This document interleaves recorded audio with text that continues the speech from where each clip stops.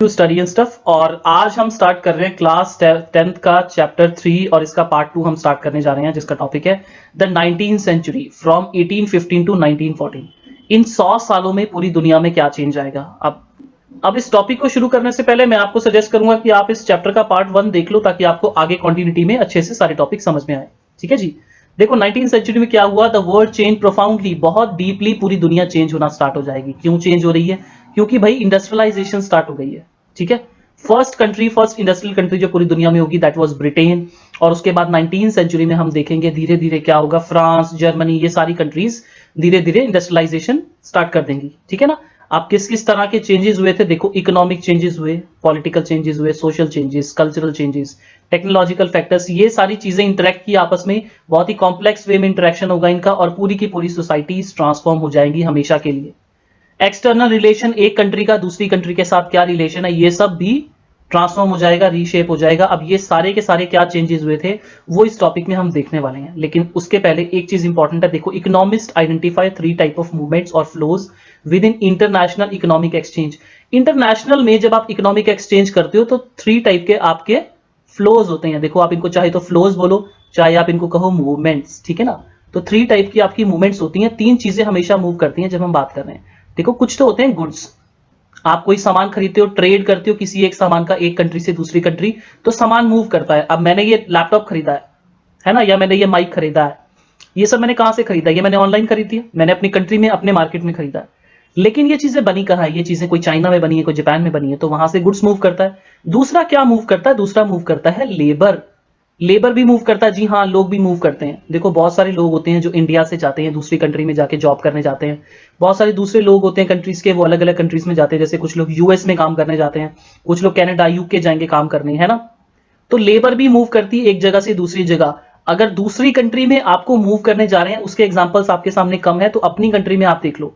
UP Bihar से बहुत सारे लोग हैं जो सारी बाकी सारी स्टेट्स में जाते हैं, वो उनको सस्ती लेबर प्रोवाइड करते हैं, है ना। तो वो लेबर की तरह वर्क करते हैं, तो वो भी बहुत अच्छा फैक्टर है। हमारे सामने एक एग्जांपल है कि लेबर की मूवमेंट भी होती है। लोग, काम करने वाले लोग। अब जरूरी नहीं है कि लेबर में वो लोग आएंगे जो आपकी मैनुअल लेबर करते हैं। आप किसी भी तरह की लेबर कर सकते हो। फॉर एग्जांपल हिमाचल से, पंजाब से लोग आईटी करने के बाद, है ना, इंजीनियरिंग करने के बाद वो गुड़गांव जाते हैं, बैंगलोर जाते हैं मूव करने किसी भी काम को लेके, तो वो भी लेबर ही है। ठीक है। तो लेबर की मूवमेंट होती है। उसके अलावा तीसरी मूवमेंट होगी आपकी कैपिटल की। अब देखो कैपिटल, हम ये जो बात कर रहे हैं यहां पे कैपिटल का मतलब है मनी, इन्वेस्टमेंट। ठीक है। ये मूवमेंट कैसे होती है? देखो क्या होता है कि फॉर एग्जांपल अमेरिकन ने एप्पल की कोई कंपनी इंडिया में खोली है, कोई फैक्ट्री खोल दी उन्होंने, नोकिया ब्रांड की कोई कंपनी खोल दी है, किसी और चीज की, किसी प्रोडक्ट की कोई फैक्ट्री उन्होंने ओपन कर दी। तो देखो क्या किया उन्होंने, अपने वहां से डॉलर्स लेके आए, हमारी कंट्री में इन्वेस्ट करे हैं। ठीक है। हमारी कंट्री में आके उन्होंने फैक्ट्री खोली, यहाँ पे लोगों को एम्प्लॉयमेंट प्रोवाइड करी। तो ये क्या होता है, कैपिटल की भी इन्वेस्टमेंट होती है। कोई भी आपको काम करना है, डेवलपमेंट करनी है, तो उसके लिए मनी की जरूरत, तो कैपिटल की जरूरत पड़ती ही है। ठीक है ना। इन्वेस्टमेंट को आप, कैपिटल मूवमेंट को आप इस तरह भी ले सकते हो कि इंडिया ने दूसरी कंट्री से लोन लिया, है ना, तो भी वहां से मनी हमारी कंट्री में मूव की है। आप दूसरी कंट्री में जाके शॉपिंग कराते हो, है ना, आप दुबई गए वहां से शॉपिंग कराए, तो वो भी मनी की, कैपिटल की मूवमेंट ही है। All three flows were closely interwoven and affected people's life more deeply now than ever before. First part में हम बात कर चुके हैं ग्लोबलाइजेशन की। आज पूरी दुनिया एक दूसरे से ज्यादा कनेक्टेड है। ये 3 फ्लोज ज्यादा हो जाएंगे इस टाइम में 19th सेंचुरी में, और इसके कारण क्या होगा, लोगों की लाइफ ज्यादा इंटरकनेक्टेड हो जाएगी एक दूसरे से। The interconnections could sometimes be broken. For example, labor migration was often more restricted than goods or capital flow.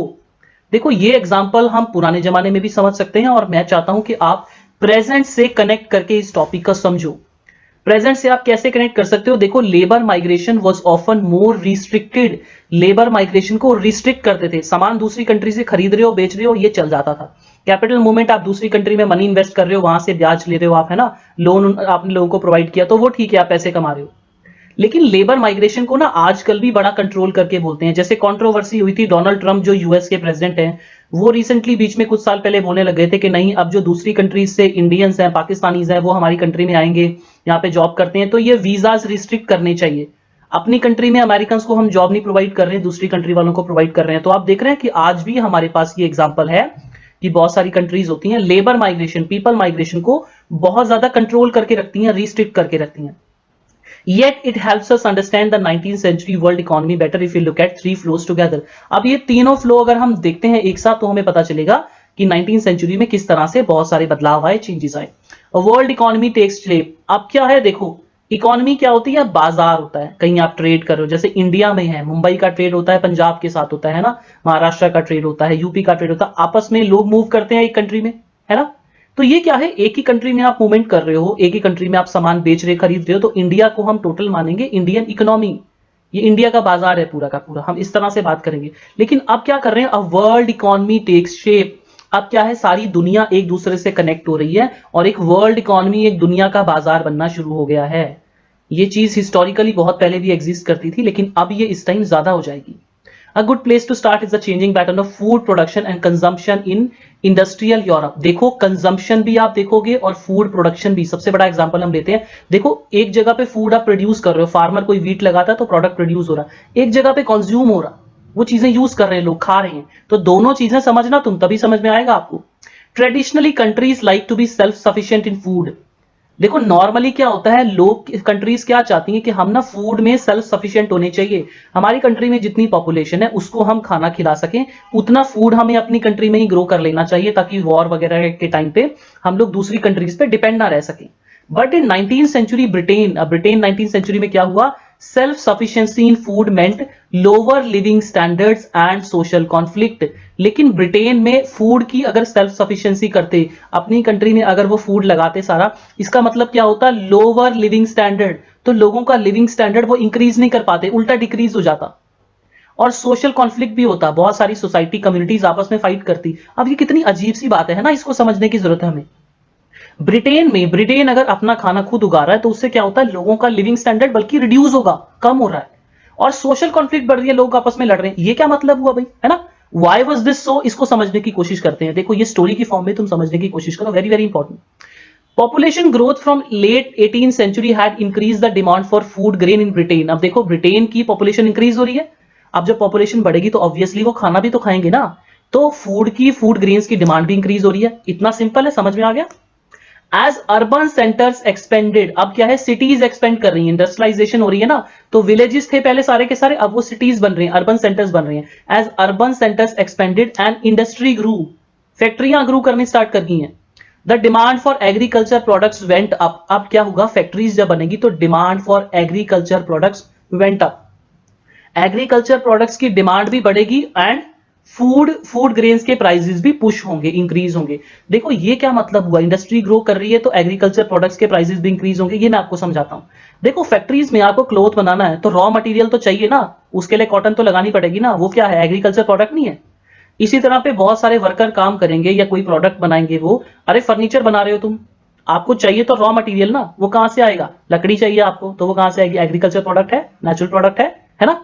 अब इसी तरह फैक्ट्री में ज्यादा लोग काम करेंगे, वर्कर्स काम करेंगे, तो उनको खाने के लिए भी ग्रेन्स चाहिए, ज्यादा से ज्यादा लोग अब फैक्ट्री में काम करना स्टार्ट करेंगे. अब फूड ग्रेन्स के प्राइसेस भी इंक्रीज होंगे, ऑब्वियसली डिमांड बढ़ रही है, लोग फैक्ट्री में कमा रहे हैं, ज्यादा पैसा कमा रहे हैं, तो फूड ग्रेन्स के प्राइसेस भी इंक्रीज होंगे. Under pressure from landed groups the government also restricted the import of corn. अब देखो क्या होता है कि ज्यादा फूड ग्रेन्स को डिमांड ज्यादा बढ़ रही है ना, ज्यादा फूड ग्रेन्स चाहिए, तो क्या करें, अगर अपनी कंट्री में कम पड़ रहे हैं तो आप दूसरी कंट्री से मंगवा सकते हो, इंपोर्ट कर सकते हो. दूसरी कंट्री से जो आप अपनी कंट्री में सामान मंगवाते हो उसको बोलते हैं इंपोर्ट. तो कॉर्न जो मक्की है भाई, इसकी डिमांड बहुत ज्यादा होती थी, ये लोग ज्यादा खाते थे, तो इसको इंपोर्ट कर लेते दूसरी कंट्री से. लेकिन जो अपने कंट्री के फार्मर्स हैं, अगर दूसरी कंट्री से सामान सस्ते में आ जाएगा तो उनका कौन खरीदेगा. तो इसलिए जो ये लैंडेड ग्रुप्स हैं, ये प्रेशर करते थे गवर्नमेंट को कि इंपोर्ट बंद कर दो, आप दूसरी कंट्री से सामान लाना बंद कर दो. The laws allowing the government to do this were commonly known as corn laws. भाई मक्का कानून होते थे. इसका मतलब क्या है कि ये जो गवर्नमेंट ने क्या किया, इनकी बात मान के उन्होंने इंपोर्ट को कम कर दिया, रिड्यूस कर दिया या बंद कर दिया. ये जो लॉज उन्होंने बनाए थे उस टाइम पे, इनको कॉर्न लॉज बोला गया. आपका एक क्वेश्चन भी है, व्हाट आर कॉर्न लॉज, तो यहां से वो कवर हो जाता है. Unhappy with high food prices, industrialist urban dwellers force the abolition of corn laws. लेकिन इंडस्ट्री में जो रहने वाले लोग हैं, इंडस्ट्रियलिस्ट हैं, अर्बन ड्वेलर्स शहरों में जो रहने वाले लोग हैं, उनको तो कोई मतलब नहीं है ना कि फार्मर्स क्या कर रहे हैं क्या नहीं कर रहे हैं. तो वो क्या करेंगे, वो बोलेंगे भाई हमें तो चीजें चाहिए सस्ती, हमें तो भाई सस्ती चाहिए, चाहे अपनी कंट्री से आए चाहे बाहर से आए. बाहर से आएंगी तो सस्ती पड़ेंगी चीजें, प्राइसेस कम हो जाएंगे, अपनी कंट्री से खरीदेंगे तो कॉस्टली पड़ रही हैं. ठीक है ना. इसलिए वो क्या करेंगे, फिर वो एबॉलिशन फोर्स कर देंगे गवर्नमेंट को कि आपको ये कॉर्न लॉज एबॉलिश करने हैं. After the corn laws were scrapped, food could be imported into Britain more cheaply than it could be produced within the country. अब देखो कॉर्न लॉज जब हटा दिए तो अपनी कंट्री में जो फूड ग्रेन्स आप लगा रहे हो एक्चुअली में वो महंगे पड़ रहे हैं, बाहर से मंगवाना सस्ता पड़ रहा है। अब देखो ना, जब चाइना से तुम कोई सामान मंगवाते हो, कोई तो मोबाइल फोन मंगवा रहे हो, जब वो बाहर से मंगवा के सस्ता पड़ रहा है, अपनी कंट्री में कौन खोलेगा फिर मोबाइल बनाने की फैक्ट्री, है ना? वो तो कॉस्टली पड़ेगी। अपनी कंट्री में पहले बनाओगे, तुम्हें प्रोडक्ट बनाना है, फिर उसको जोड़ना है, असेंबल करना है, अरे भाई इतना सारा काम करने में तो बहुत पैसे लगेंगे, इससे बढ़िया तो सस्ता फोन मंगवा लो। जब बाहर से चीजें सस्ती आती हैं तो लोग अपनी कंट्री में डेवलप नहीं करते उस इंडस्ट्री को। अब यही काम ब्रिटेन में होना स्टार्ट हो जाएगा। British agriculture was unable to compete with imports. Imports सस्ते पड़ते थे, ब्रिटिश के जो फार्मर्स थे ब्रिटेन के, वो कंपटीशन नहीं कर पाते थे उनके साथ। Vast areas of land were now left uncultivated. अब जब फार्मर्स कंपीट ही नहीं कर पाएंगे, भाई मैं फार्मर हूं, मेरा सामान नहीं बिक रहा है, सस्ता बिक रहा है, मैं बोलूंगा यार प्रॉफिट तो हो नहीं रहा, छोड़ो भाई फार्मिंग वगैरह, मैं कोई और काम कर लूंगा, है ना? अब जब फार्मर कोई और काम करने लग जाएंगे तो वास्ट लैंड लेफ्ट अनकल्टिवेटेड, बहुत बड़ी बड़ी जमीनें खाली हो जाएंगी। अब वहां पे आप एग्रीकल्चर प्रैक्टिस नहीं करोगे। Thousands of main and women were thrown out of work. भाई बहुत सारे हजारों आदमी औरत वेले हो जाएंगे, जब काम नहीं है तो क्या करेंगे, वो वेले नहीं हो गए। दे फ्लॉक टू द सिटीज और माइग्रेटेड ओवरसीज। या तो वो दूसरी कंट्री शिफ्ट हो जाएंगे कि भाई काम की तलाश में, या फिर वो सिटीज में चले जाएंगे। अब ये पूरा प्रोसेस समझना आप, ये जो पूरा मैं आपको ये चीज बता रहा हूं, ये सारी की सारी आज हमारी कंट्री में हो रही है। ब्रिटेन में ये सब 19th सेंचुरी 18th सेंचुरी में हो चुका है, 200 साल पहले। हमारी कंट्री में आज भी ये चीज हो रही है। जो फार्मर्स हैं उनको घाटा होता है तो वो क्या करते हैं, वो एग्रीकल्चर छोड़ देते हैं, लोग अपनी जमीनें बेच रहे हैं, कोई कनाडा शिफ्ट हो रहा है, कोई कुछ कर रहा है ना। और देखो बिहार यूपी से जो लोग हैं वो क्या कर रहे हैं, एग्रीकल्चर में उनको कोई मुनाफा नहीं हो रहा अपने स्टेट्स में रह के। अब उनको क्या करना पड़ रहा है, वो क्या कर रहे हैं, फार्मिंग वगैरह छोड़ के, या परिवार के कुछ और लोग दूसरे मेंबर्स फार्मिंग कर रहे हैं और वो फिर शहरों में जाके सस्ती लेबर प्रोवाइड करना, काम करना स्टार्ट कर देते हैं। अब जब इतने सारे लोग शहरों में जाएंगे तो क्या होगा, शहरों में कहां रहेंगे वो लोग, वो झुग्गी बस्ती बनाना स्टार्ट कर देंगे और स्लम्स क्रिएट होना स्टार्ट हो जाएंगे। ये आप समझ लें, है ना जी? अब देखो एज फूड प्राइसेस फेल, अब जैसे जैसे खाना सस्ता होने लग गया, food prices fell, consumption in Britain rose. अब भाई जब चीजें सस्ती होती हैं, कहीं पे सेल लगी होती है, तो तुम ज्यादा कंज्यूम करते हो, ज्यादा खरीदते हो, नहीं खरीदते? तुम ये बिल्कुल नहीं सोचते कि क्या हमें सच में जरूरत भी है, हमें क्या जरूरत भी है, हमारी डिमांड भी है उतनी, नहीं, बस सस्ती मिल रही है ले लो यार, है ना? अब देखो as food prices fell, consumption in Britain rose. Britain में कंज्यूम करना लोगों ने ज्यादा शुरू कर दिया, सस्ती मिल रही है चीजें, ज्यादा खाओ भाई, ऐश करो। From the mid 19th century, faster industrial growth in Britain led to higher incomes, therefore more food import. अब देखो ना यार, मैं फैक्ट्री में काम करता हूं, मैं एक वर्कर हूं, अब ज्यादा काम बढ़ने लग गया फैक्ट्री में तो क्या होगा, अब मैं ज्यादा काम करता हूं, मैं ज्यादा पैसे कमाने लग गया हूं तो क्या होगा, इनकम मेरी बढ़ गई ना, है ना? इंडस्ट्रियल ग्रोथ होगी, ज्यादा से ज्यादा फैक्ट्रियां खुलेंगी तो ज्यादा से ज्यादा लोग जो वेले बैठे हैं उन सबको काम मिलेगा, और जब काम मिलेगा तो भाई कुछ पैसे भी मिलेंगे, और पैसे मिलेंगे तो मेरे पास जब पैसे आ रहे हैं ज्यादा, मेरी सैलरीज बढ़ रही हैं, तो क्या मैं अपने खर्चे नहीं बढ़ाऊंगा, मैं नई नई चीजें खरीदनी शुरू कर दूंगा। अब उस टाइम पे टीवी फ्रिज ये सब तो ज्यादा था नहीं, तो लोग क्या करेंगे भाई, फूड इंपोर्ट ही करेंगे, खाने तरह तरह के खाने खाने शुरू कर दो भाई, इधर से मंगवा लो उधर से मंगवा लो। अब ब्रिटेन में जब वो एग्रीकल्चर उनको बाहर से मंगवाना सस्ता पड़ रहा है, अपनी कंट्री के लोग एग्रीकल्चर प्रैक्टिस करना छोड़ देंगे, और छोड़ देंगे तो वो क्या करेंगे, वहां पे इंडस्ट्रीज डेवलप होना स्टार्ट हो जाएंगी। एग्रीकल्चर ब्रिटेन कम प्रैक्टिस करेगा और इंडस्ट्रीज अपनी कंट्री में ज्यादा स्टैब्लिश करनी स्टार्ट कर देगा। और लेकिन जब इंडस्ट्रीज ब्रिटेन डेवलप कर रहा है तो उसको खाना भी तो चाहिए ना।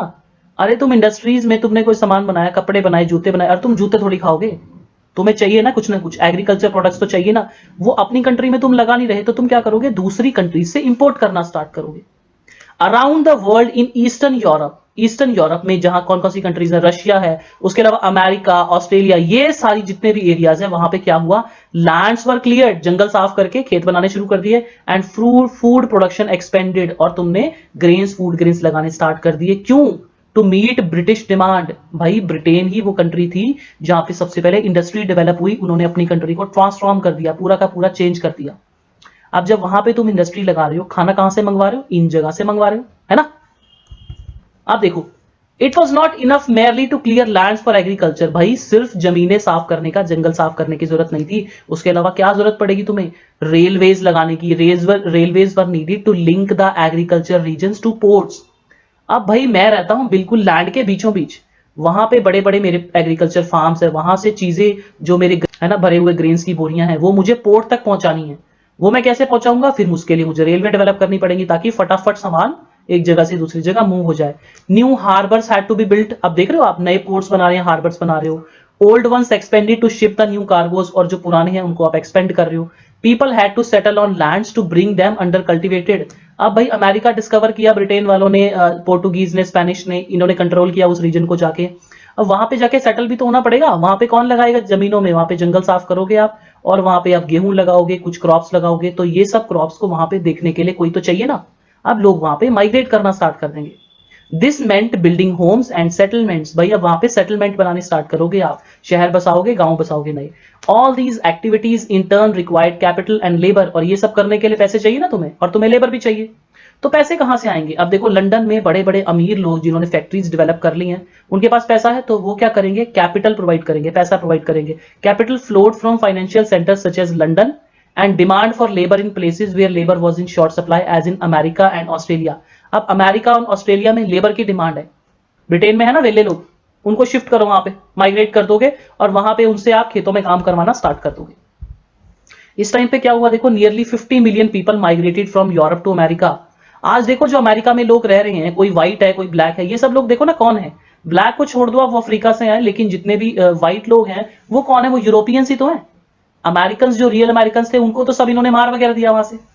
यूरोप के लोग ही थे जो अमेरिका में जाके सेटल हो गए, वहीं पे उस कंट्री में जाके रहने लगे, है ना। All over the world some 150 million are estimated to have left their homes, crossed oceans and vast distances over land in search of better future. अब भैया देखो कितने सारे लोगों ने, ऑलमोस्ट 15 करोड़ लोगों ने जाके वहां पे अपने घर छोड़े यूरोप से, और वो जाके अमेरिका, ऑस्ट्रेलिया, ये सब जगह पे बस गए। वहां पे उन्होंने खेत, अब बड़ी बड़ी प्लांटेशन स्टार्ट की, है ना, नया काम स्टार्ट किया, अपने घर बनाए, और अपने बेटर फ्यूचर की तलाश में वो लोग चले गए। यहाँ पे एक फोटो भी आपको नजर आ रही होगी, आप देखो ये सारे के सारे शिप्स में लोग चढ़ रहे हैं, immigrant ship living from US, living for the US. देखो ये जिसने भी बनाई है ना। तो बहुत सारे लोग हैं जो माइग्रेट कर रहे हैं यूएस की तरफ, अमेरिका की तरफ। अगर आप लोगों ने टाइटैनिक मूवी देखी हो, उसमें क्या था, उसमें भी तो यूरोपियंस लोग अमेरिका की तरफ मूव कर रहे थे बहुत सारे, है ना। इसमें यहाँ पे देखो Irish immigrants waiting to board the ship, ठीक है ना। माइकल फिट्जजेरल्ड की ये फोटो है कि इन्होंने बनाई होगी बहुत पहले। तो उसमें क्या है, यहाँ पे भी देखो कितने सारे लोग हैं, और देखो ध्यान से, ये लोग क्या तुम्हें बहुत रिच लग रहे हैं क्या? कोई नीचे बैठा हुआ, कोई बच्चे पकड़ के बैठा है, बूढ़ी आंटी जी बैठी हैं, ये सारे लोग वेट कर रहे हैं कि हाँ भाई हमारा फ्यूचर बेटर होना चाहिए, हम एक नई जगह पे मूव करते हैं, वहां पे अपॉर्चुनिटीज हमारे लिए ज्यादा होंगी, काम होगा अच्छा, और हम एक नई जगह पे मूव करेंगे तो वहां पे हमारे लिए जब काम ज्यादा होगा, हम कुछ पैसे कमा पाएंगे, हमारी यार लाइफ इंप्रूव हो जाएगी, हमारी लाइफ की क्वालिटी इंप्रूव हो जाएगी। Thus, by 1890, a global agricultural economy had taken place, accompanied by complex changes in labor movement pattern. Very very important, दो चीजें बहुत इंपॉर्टेंट है यहाँ पे। 1890 तक आप देखोगे कि पूरी ग्लोबल एग्रीकल्चर इकोनॉमी एक शेप लेना स्टार्ट कर देगी, ठीक है ना। हमारे इंडिया में ही फार्मर्स है, वहीं पे वो लोग क्रॉप अपनी लगा रहे हैं, और यहीं पे वो चीजें प्रोवाइड कर रहे हैं, हम यहीं से खरीद रहे हैं अपने फार्मर्स की, अपने फार्मर्स के लगाए हुए प्रोडक्ट्स ही हम यूज कर रहे हैं। तो वो क्या है, वो क्या ग्लोबल है, वो एक लोकल एग्रीकल्चर इकोनॉमी है। लेकिन अब ये क्या कर रहे हैं ब्रिटेन के लोग, अपनी कंट्री में कुछ और डेवलप कर रहे हैं, दूसरी कंट्री से आप फूड ग्रेन्स मंगवा रहे हो या एग्रीकल्चर प्रोडक्ट्स मंगवा रहे हो, है ना, दूसरी कंट्रीज को आप सेल कर रहे हो प्रोडक्ट, तो कहीं ना कहीं ग्लोबल एग्रीकल्चरल इकोनॉमी बन गई है। उसके अलावा कॉम्प्लेक्स चेंजेस आएंगे लेबर मूवमेंट पैटर्न में। सबसे पहले तो लेबर या यूरोप के लोग ही लेबर की तरह मूव करेंगे, उसके बाद हम देखेंगे कि कौन कहां से लेबर बन के कौन सी कंट्री में मूव करता है। कैपिटल फ्लोज, इकोलॉजीज, टेक्नोलॉजीज, ये सारी की सारी चीजें चेंज हो जाएंगी। कैपिटल फ्लो होगा, लंदन वगैरह यूरोप के लोग दूसरी कंट्रीज अमेरिकाज वगैरह में इन्वेस्ट करेंगे। बाद में धीरे धीरे हम देखेंगे अमेरिका के लोग यूरोप में इन्वेस्ट करेंगे, तो आप देख के देखो कितना कुछ चेंजेस हो जाएंगे। इकोलॉजी चेंज होगी, भाई तुम फॉरेस्ट कट करोगे, वहां पे आप एग्रीकल्चर लैंड प्रैक्टिस करोगे, एग्रीकल्चर लैंड को आप इंडस्ट्रीज डेवलप करने के लिए यूज कर रहे हो, तो इकोलॉजी चेंज हो रही है, जंगल वगैरह तुम साफ कर रहे हो, चेंज कर रहे हो ना नेचर को। और तुम रेलवे लाइन वगैरह बिछा रहे हो, बड़ी बड़ी शिप्स बना रहे हो, टेक्नोलॉजी भी तुम डेवलप कर रहे हो। Food no longer came from a nearby village और town but from thousands of mile away. अब भाई जो हमारा खाना है वो हमारे आसपास लोकल एरिया से नहीं आता, वो हो सकता है किसी दूसरी कंट्री से आ रहा हो, ठीक है। तो ये सब होना स्टार्ट हो गया, हो रहा है ना global agricultural economy. It was not grown by peasant tilling his own land, but by agricultural worker, perhaps recently arrived, who was now working on a large farm that only a generation ago had been likely been a forest. ठीक है ना। अब भाई जंगल होगा, एक generation पहले जंगल था, उसको साफ किया, वहां पे प्लांटेशन वर्कर काम कर रहे हैं, वहां पे शायद किसी दूसरी फॉरेन कंट्री में तुम्हारा खाना लगा के तुम्हें प्रोवाइड किया जा रहा है ना। तो ये भी पॉसिबिलिटी है ऑब्वियसली। अब देखो, और ये कैसे ट्रांसपोर्ट होगा, it was transported by railway build for that very purpose, इसी पर्पस के लिए तुमने रेलवे बनाई है। And the ships which were increasingly manned in these decades by low paid workers from southern Europe के लोग शिप्स वगैरह में काम करेंगे, सस्ते में काम करेंगे, लो पेड, इनको कम पैसे देके भी तुम ज्यादा काम करवाना स्टार्ट कर दोगे। एक्सप्लॉयटेशन भी है इसमें। यूरोप के लोगों से, सदर्न यूरोप के लोगों से तुम काम करो, एशिया के लोगों से, इंडियंस, चाइनीज, अफ्रीका के लोगों को तुम स्लेव बना के उनसे काम करवाओगे, कैरेबियन के लोगों से काम करवाओगे, है ना। देख रहे हो, अपनी कंट्री को डेवलप करने के लिए ये दूसरी कंट्री के लोगों को यूज कर रहे हैं। अब ये तो हम बात कर रहे हैं ब्रिटेन की, अमेरिका की। भाई ये कहानी ज्यादा दूर की नहीं है, हम अपने इंडिया की भी बात कर लेते हैं। Some of this dramatic change though on a smaller scale occurred closer home in West Punjab. भाई वेस्ट पंजाब में भी ये सारी की सारी चेंजेस हुए हैं। मोस्टली ये जो वेस्ट पंजाब वाला रीजन है आज पाकिस्तान में चला गया है, ठीक है। Here the British Indian government build a network of irrigation canals, ठीक है ना। ये डेजर्ट वाला रीजन होता था, सेमी डेजर्ट, मतलब ज्यादा कुछ लगता नहीं था यहाँ पे, ऑलमोस्ट डेजर्ट जैसी कंडीशंस थी। यहाँ पे ब्रिटिशर्स ने क्या किया, इन्होंने नेटवर्क बनाया, बड़ी बड़ी रिवर से, कैनाल्स के थ्रू इरिगेशन प्रोवाइड किया इस एरिया को, और इस एरिया को फिर एग्रीकल्चर लैंड की तरह डेवलप करना स्टार्ट कर दिया। देखो, to transform semi desert waste into fertile agriculture lands, है ना, इसमें ट्रांसफॉर्म कर दिया। टू ग्रो, क्या क्या ग्रो किया जाता था यहाँ पे, व्हीट एंड कॉटन। आज भी पंजाब में आप देखोगे कपास, कॉटन एंड व्हीट, गेहूं बहुत लगाई जाती है। इनको क्या बोलने लगा जाने लगा, इनको कैनाल कॉलोनीज बोला जाने लगा धीरे धीरे, ठीक है ना। मतलब कैनाल्स हैं और कॉलोनीज भी हैं ये। As the areas irrigated by new canals were called, were settled by peasants from other parts of Punjab. अब देखो, जिस एरिया को तुमने डेवलप किया ना, तो वहां के लोकल लोगों को तुमने वहां पे नहीं रखा, बाहर से, अब डेजर्ट वाला रीजन था तो पॉपुलेशन ऑब्वियसली कम होगी, बाहर से दूसरे एरिया से तुमने लोगों को बुलाया और वहां पे बसाना शुरू किया। Of course, food is merely an example. Obviously, food तो एक सिर्फ एक एग्जाम्पल ही है ना। A similar story can be told for cotton. अब हमने अभी तक फूड की बात करी, अब हम कॉटन की बात कर लेते हैं। The cultivation of which expanded worldwide to feed British textile mills. भाई सारी दुनिया में कॉटन लगानी, ब्रिटिशर्स ने कॉटन लगवानी स्टार्ट करी। देखो, इंडिया में कॉटन लगानी स्टार्ट की, अभी हमने देखा ना पंजाब वगैरह में व्हीट एंड कॉटन लगानी स्टार्ट करी। अब देखो ना, ये क्या व्हीट और कॉटन हमारे लिए लगा रहे हैं कि भाई पंजाब वालों, तुम्हें बहुत भूख लगी है तो तुम व्हीट लगा लो, है ना, और अपने अपना पेट भर लो, और तुम कॉटन लगा लो और कपड़े पहन लो। तो क्या हमारे भले के लिए तुमने ये चीजें, ये तुमने एरिया को डेवलप किया है? नहीं, ये इन्होंने इस एरिया को डेवलप किया है ताकि अपनी कंट्री में फूड पहुंचा सके, हमसे यहाँ पे फूड ग्रो करवाएं और अपनी कंट्री सस्ते में पहुंचा सके, हमारे यहाँ पे कॉटन लगवाएं और अपनी कंट्री में जो ब्रिटिश टेक्सटाइल मिल्स हैं उन मिल्स में इस कॉटन को वहां पे पहुंचाएं और उस कॉटन से फिर वहां पे आप क्लोथ बना सको। उसके अलावा रबर भी यहां से आप लेके जाओगे, है ना। तो ये सारा प्रोडक्शन होगा जो उस टाइम पे आप करोगे। Nearly 60% of this trade comprised primary products, that is agriculture products such as wheat, cotton, minerals such as coal. अब देखो ना, ध्यान से सुनना मेरी बात, ये बहुत इंपॉर्टेंट है। ये छोटे छोटे पैराग्राफ्स जो आ रहे हैं ना, ये बहुत इंपॉर्टेंट है इसमें, है ना। अब देखो इस टाइम पे क्या है, nearly 60% of this trade comprise primary product. भाई आज भी पूरी दुनिया में लोग बात करते हैं ना कि फैक्ट्री में बने हुए प्रोडक्ट बहुत महंगे हैं, है ना जी, और फार्मर को तुम अच्छे से पे नहीं करते।